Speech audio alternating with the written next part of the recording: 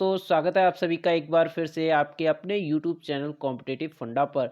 तो दोस्तों, आज फिर से मुझे एक और वीडियो बनाना पड़ रहा है। विधान भवन रक्षक और वन रक्षक की जो भर्ती 2016 चल रही है उसके ऊपर, क्योंकि दोस्तों बहुत सारे लोगों के बहुत सारे डाउट हैं मन में।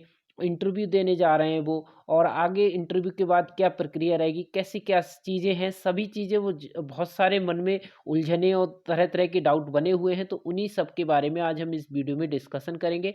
किस तरह के क्वेश्चन्स हैं जो लोगों ने मुझसे पूछे हैं, और मैं इसलिए उन क्वेश्चन्स को इस वीडियो में शामिल कर रहा हूँ क्योंकि मुझे लगता है वो क्वेश्चन्स बहुत सारे कैंडिडेट के माइंड में चल रहे होंगे। तो मैं सभी को अलग-अलग जवाब नहीं दे सकता, इसलिए मैं उन सभी सवालों को इस वीडियो के माध्यम से हर एक तक पहुँचाना चाहता हूँ। तो दोस्तों, सबसे पहले जो है मैं आपको नोटिफ़िकेशन दिखाना चाहूँगा। नोटिफ़िकेशन का जो पूरी तरह से मैंने एक्सप्लेन कर चुका हूँ, नोटिफ़िकेशन के बारे में सब कुछ मैंने बताया हुआ है। और वीडियो में, अगर आपने वो वीडियो नहीं देखा है तो वो वीडियो आपको ऊपर आई बटन पर जैसे ही क्लिक करेंगे वहाँ पर आपको मिल जाएगा। तो वहाँ से आप उस वीडियो को देख लीजिएगा, उसमें फुल नोटिफ़िकेशन है, मैंने सब कुछ बताया है, क्या फ़िज़िकल में क्या-क्या क्राइटेरिया है और कैसे क्या। लेकिन इसमें सिर्फ़ मैं आपको कुछ चीज़ें दिखाना चाहूँगा। देखिए, आप सभी को पहले इसमें जो है आपको देखना है कि कितनी न पोस्ट थी। तो ठीक है, चलिए हम नीचे देखते हैं। इसमें देखिए, पोस्ट की अगर हम बात कर लें दोस्तों, तो पोस्ट थी 664 कुल पोस्ट थी। ठीक है? जिनमें अगर हम बात करें 664 में, अगर देखिए, जो वन रक्षक की थी वो 620 थी और विधान भवन रक्षक की 44 पोस्ट थी। अब बात क्या आ रही है, यहाँ पर लोगों को कन्फ्यूज़न ये है कि सर, अब यहाँ पर जो विधान भवन रक्षक है, उसके लिए क्या क्राइटेरिया है? क्या होगा? आफ्टर इंटरव्यू इनके लिए अलग से कट ऑफ आएगी या फिर बाद में लास्ट में आएगी, तो क्या होना है? ये सारी चीज़ें हैं, मैं आपको इस नोटिफ़िकेशन में दिखाऊँगा, और कट ऑफ क्या रहेगा मैं इसके बारे में भी आपको बताऊँगा। तो देखिए, क्या है, विधान भवन रक्षक की जो वैकेंसी है सिर्फ़ 44 पोस्ट हैं दोस्तों, जिनमें जनरल की 24 पोस्ट हैं।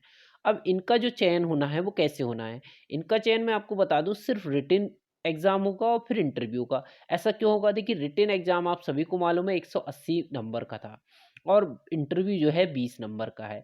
इस तरह से टोटल जो मार्क्स बन रहे हैं वो 200 नंबर बन रहे हैं, यानी 200 नंबर का ये पूरा पेपर है। अब क्या होगा, 200 नंबर का ये जो पेपर होगा इसमें मेरिट लगेगी। मेरिट में जिन अब यहाँ पर सभी से अभी जो नोटिस आया था भर्ती बोर्ड की तरफ से, उसमें आपसे एक फॉर्म दिखाया गया होगा, मैं आपको वीडियो के लास्ट में दिखा भी दूँगा। वो एक ऐसा फॉर्म था, उसमें आपसे चॉइस माँगी गई थी। आपसे प्रेफ़रेंस माँगी गई कि आप किसके लिए पहले प्रेफ़र करेंगे। तो अब देखिएगा, इसमें प्रेफ़र में क्या है, लोग अगर विधान भवन रक्षक को प्रेफ़र करेंगे, तो उसमें ऐसा क्या होगा, आपके नंबर देखे जाएँगे। अगर आपकी मेरिट हाईएस्ट होगी, और जो उनको तो 44 कैंडिडेट ही लेने हैं, तो ऊपर से वही सारे कैंडिडेट लिए जाएँगे जिनकी प्रेफ़रेंस में विधान भवन रक्षक होगा। जिसकी फर्स्ट प्रेफ़रेंस में अगर वन रक्षक होगा और वो कट ऑफ में आ जाएगा, तो उसको ये ले लिया जाएगा। तो इस तरह से मेरिट तय होगी। तो आप ये समझिए, जो टॉप ऊपर के कैंडिडेट होंगे, ज़रूरी नहीं है जो बहुत ज़्यादा हाईएस्ट मार्क्स लेके आएगा उसको विधान भवन रक्षक ही मिलेगा। क्योंकि हो सकता है उसने अपनी चॉइस में वन रक्षक फ़िल किया हो, तो वो वन रक्षक ले सकता है। लेकिन ऐसा कोई वो नहीं है कि हो सकता है जो टॉपर हो तो वो विधान भवन रक्षक ही लेगा। सिर्फ़ यहाँ पर कैंडिडेट हैं, बहुत कम है विधान भवन रक्षक के, सिर्फ़ 44 पोस्ट हैं। तो यहाँ पर 44 कैंडिडेट यहाँ पर चले जाएँगे। उसके बाद जो है वन रक्षक के लिए क्या होना है, वो यहाँ पर क्या होगा, यहाँ पर वन रक्षक के लिए आपको फिज़िकल भी देना है। फिज़िकल में मैं आपको सब कुछ बता चुका हूँ, और आप आराम से इस नोटिफ़िकेशन को देख लीजिए, इसमें सारा कुछ दिया हुआ था, और इसके जो पिछला वीडियो है वो भी देख लीजिएगा।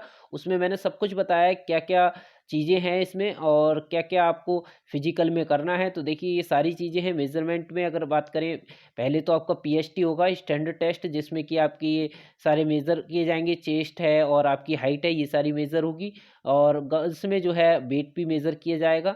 देखिए, यहाँ पर दिया हुआ है कि विधान भवन रक्षक के लिए लिखित परीक्षा और साक्षात्कार के आधार पर चयन किया जाएगा। तो ये आपको ध्यान रखना है, विधान भवन रक्षक में आपको फिज़िकल नहीं देना है। वन रक्षक में ये सारी प्रक्रिया होंगी, लिखित होगी, साक्षात्कार होगा, मानक परीक्षा होगी, दक्षता परीक्षा होगी, फिर मेडिकल होगा। ठीक है? रही बात लोगों का ये भी पूछना है, सर विधान भवन रक्षक में मेडिकल होगा क्या? तो देखिए इसमें नोटिफिकेशन साफ-साफ दिया है यहाँ पर कि साक्षात्कार और लिखित परीक्षा के बाद इनका चयन किया जाएगा, तो इसमें कोई ऐसा मेडिकल का प्रावधान नहीं है।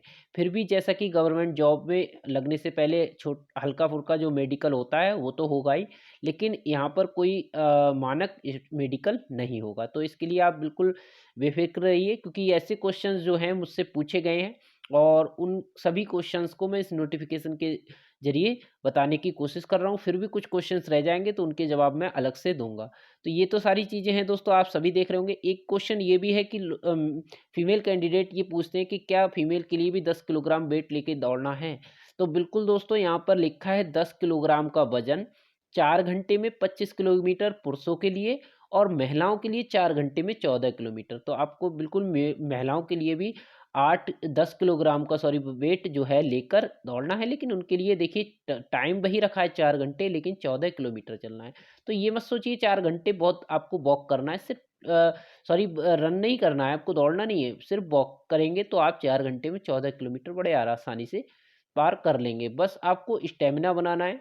डेली आप यहाँ जो है अपनी प्रैक्टिस कीजिए, डेली 5 से 10 किलोमीटर चलने की कोशिश कीजिए। डेली जहाँ भी जाएँ तो कोशिश करिएगा कि आप टहल कर ही जाने की कोशिश करें, तो उससे क्या होगा, आपका स्टेमिना बढ़ेगा। अगर आप 5-10 किलोमीटर डेली चल रहे हैं, तो आप 14 किलोमीटर कोई वो नहीं है, आप बड़े आसानी से उसको क्वालीफ़ाई कर जाएँगे। तो आपको ज़्यादा इसके लिए टेंशन लेने की ज़रूरत नहीं है, बस आप डेली जो है वॉक स्टार्ट कर दीजिए, आप बिल्कुल घर से ही नहीं निकलेंगे और फिर बाद में वहाँ सोचेंगे 14 किलोमीटर हम कर लेंगे, वो मुश्किल हो सकता है आपको। तो बस आप ऐसा कीजिए, एक स्कूल बैग लीजिए, उसमें आप चाहें तो 10 किलोग्राम के हिसाब से जो है अपनी 2-4 बुक्स हैं उसमें रख लीजिए और वो बैग को लेकर 10 से थोड़ा ज़्यादा ही रखिए, 10 का 12-13 रखिए और फिर उसको अपने पीठ पे लेकर जो है 10 किलोमीटर या 5 किलोमीटर जितना आपसे हो सकता है उतना अभी से प्रैक्टिस कीजिए, ताकि आप जो है आगे आपको परेशानी ना हो। तो ये सारी चीज़ें, कुछ लोगों का ये पूछना है सर आई साइट के लिए बताइए, तो आई साइट वीक है या ग्लासेस पहनते हैं, तो देखिए दोस्तों, थोड़ा-सा आपको यहाँ पर प्रॉब्लम हो सकती है, क्योंकि मेडिकल है जो है आप जानते हैं, भर्ती जो आप कौन-सी देने जा रहे हैं, वन रक्षक की भर्ती है, तो वहाँ पर थोड़ा आई साइट का हो सकता है। फिर भी आप जो है आप कंसल्ट कर सकते हैं डॉक्टर से, वो आपको सही राय दे देंगे। तो दोस्तों ये सारी चीज़ें हैं। दूसरी ये बात आती है कि सर ये बताइए अभी मेरिट दोबारा आएगी क्या? तो देखिए मेरा ये कहना है कि अभी क्या था, अभी जो कट ऑफ आई थी, वो इसलिए कट ऑफ आई थी क्योंकि आपको मेडिकल के लिए बुलाना था। सारे कैंडिडेट को साक्षात्कार के लिए बुलाना है, यानी इंटरव्यू के लिए वो ऐसा बुलाया गया, क्योंकि अगर सारे कैंडिडेट को तो इंटरव्यू कराया नहीं जा सकता था। तो आप सभी ने देखा कि वो कट ऑफ लगी, उसके बाद आपको इंटरव्यू को बुलाया गया। अब क्या होगा, ओवरऑल 200 मार्क्स में आपका जो है मेरिट बनेगी, यानी कट ऑफ फिर से तय की जाएगी। अब यहाँ पर क्या होगा, जो लोग कह रहे हैं कि सर हमारे मार्क्स नहीं दिखाए गए हैं, तो देखिए उम्मीद की जा सकती है कि जो 200 मार्क्स का पेपर अब हुआ है, जब आपके 200 पूरे हो जाएँगे, यानी इंटरव्यू कंप्लीट हो जाएगा, फिर आपके मार्क्स दिखाए जाएँगे और जो है कुछ लोग तो विधान भवन रक्षक में सिलेक्ट हो जाएँगे, उनको तो आगे कोई भी प्रक्रिया नहीं होनी है। लेकिन अगर जो वन रक्षक के लिए चॉइस किए हैं या जिनको मिलेगा, वो लोग फिजिकल की फिर तैयारी करें, आगे उनको फिजिकल कंप्लीट करना है, फिर उसके बाद मेडिकल के बाद उसका फाइनली सिलेक्शन हो जाएगा। तो ये तो प्रक्रिया रहेगी वन रक्षक और विधान भवन रक्षक की। तो जिनके मार्क्स नहीं दिखाए गए हैं, आप बिल्कुल अभी हो सकता है इसके बाद आपको जो है इंटरव्यू के बाद आपको मार्क्स देखने को मिल जाएँ। तो ये सारी चीज़ें हैं दोस्तों। चलिए अब आपके हम कुछ क्वेश्चंस हैं वो देख लेते हैं कि आपने क्या-क्या क्वेश्चंस पूछे हैं।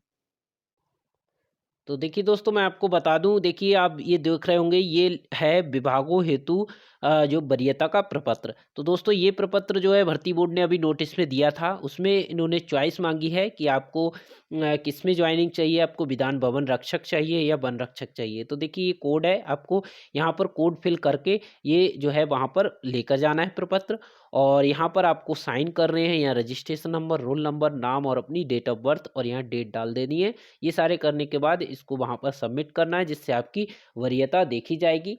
वरीयता का क्या होगा दोस्तों, मैं आपको बता चुका हूँ कि अगर आपने विधान भवन रक्षक फिल किया है और आपकी मेरिट अच्छी है, जो टोटल वैकेंसी 44 है, अगर 44 कैंडिडेट में आप हैं और आपने विधान भवन रक्षक चूज किया है तो आपको मिल जाएगा। उसके लिए आपको आगे फिजिकल की ज़रूरत नहीं होगी। लेकिन फिर अगर इनमें से जो कैंडिडेट रह जाएंगे, उनमें अब आप जानते हैं बहुत सारे कैंडिडेट हैं, 6 गुना समथिंग कैंडिडेट हैं, तो उनमें से हो सकता है भर्ती बोर्ड ये चाहे कि आधे कैंडिडेट को, कुछ कैंडिडेट को रोके, जिसके आधार पर वो मेरिट लगाए, कट ऑफ एक नई लगाए और जिसके आधार पर वो फिजिकल के लिए कुछ कैंडिडेट को बुलाए।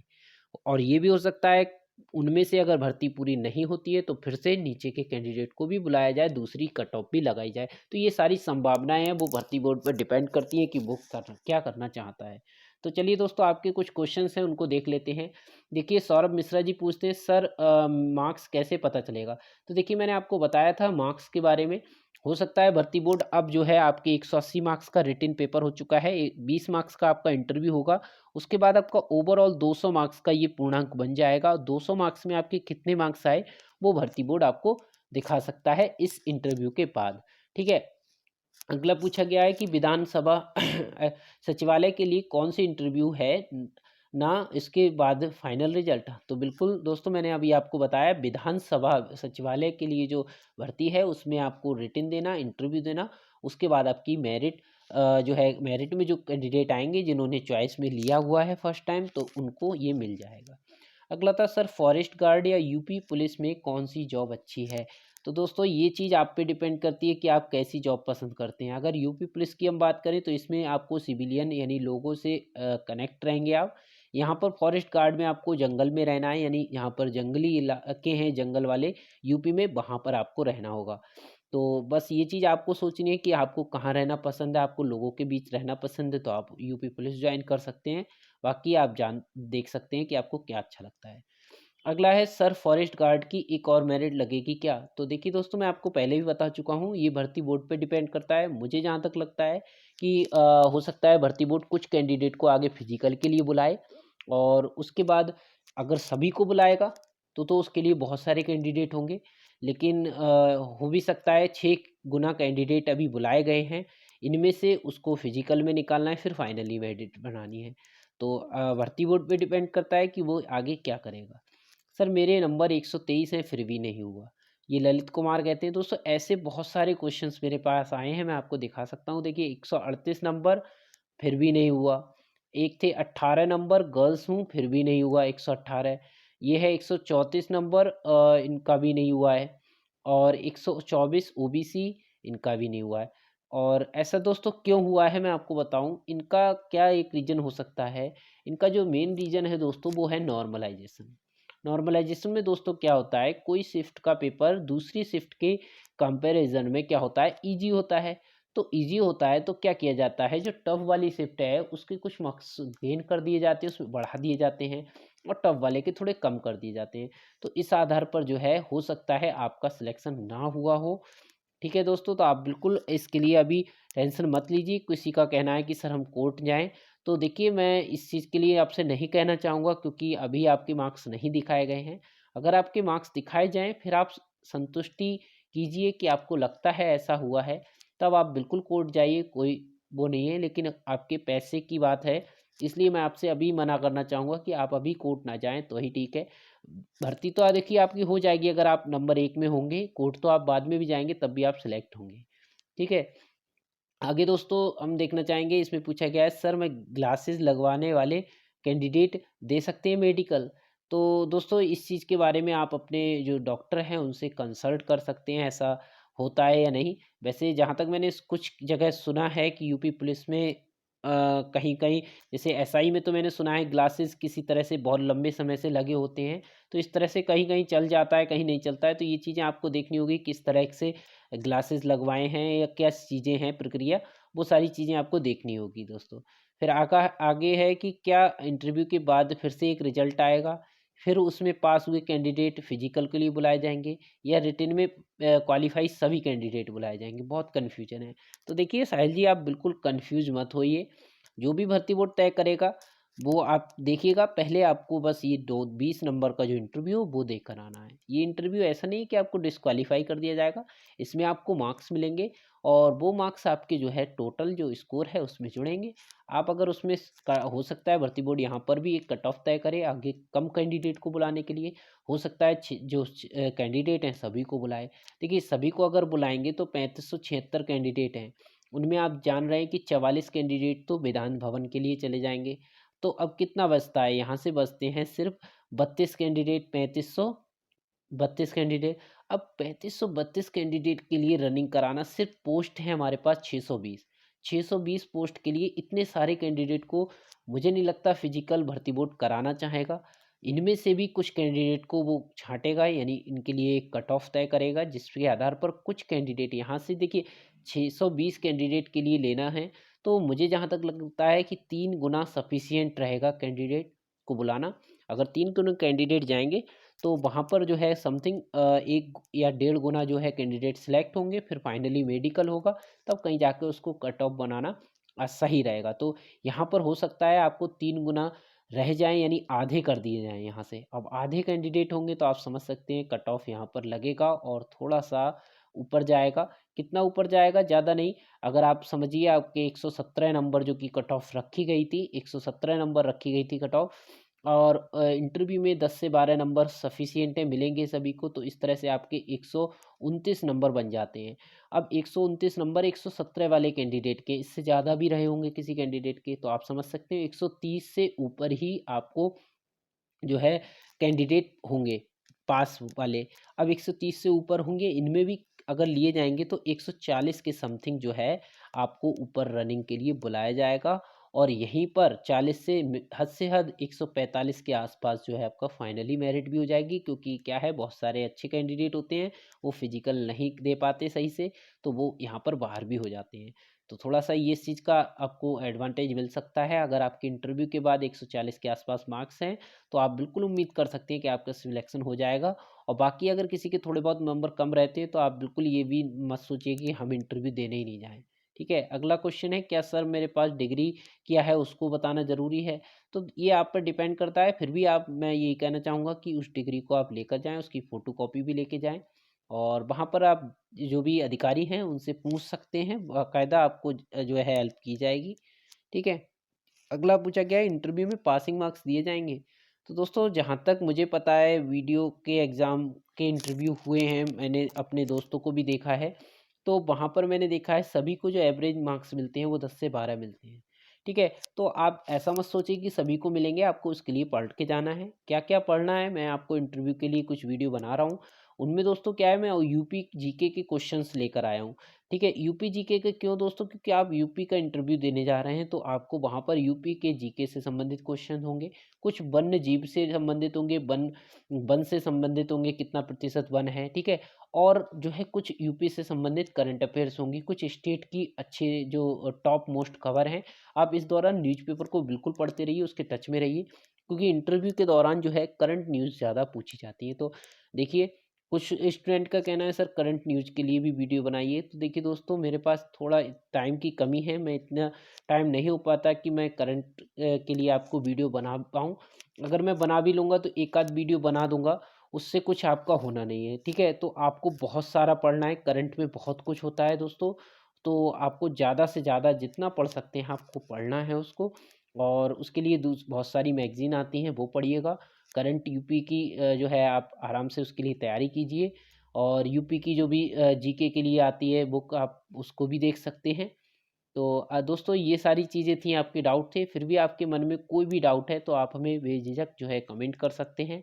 मैं कोशिश करूँगा आपका जवाब वहाँ पर देने का। अगर मुझे लगेगा उस आपके क्वेश्चन से बहुत सारे लोगों का फ़ायदा होने वाला है, तो उसके लिए मैं अलग से वीडियो भी बनाऊँगा, और जिससे कि बहुत सारे लोग जो है इससे देख पाएँ। तो चलिए दोस्तों, अगर आपको वीडियो कैसा लगा हमें ज़रूर बताइएगा, और वीडियो को लाइक कर दीजिए, और ज़्यादा से ज़्यादा अपने दोस्तों तक भी शेयर कर दीजिए, जितने भी आपके ग्रुप हैं वहाँ पर इसे सेंड कर दीजिए, ताकि ज़्यादा से ज़्यादा लोग हमारे साथ जुड़ पाएँ और अपनी जो समस्याएँ हैं उनको भी दूर कर पाएँ।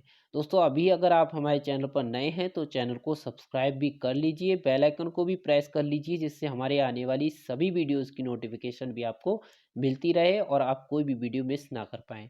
तब तक के लिए दोस्तों थैंक यू। जय हिंद।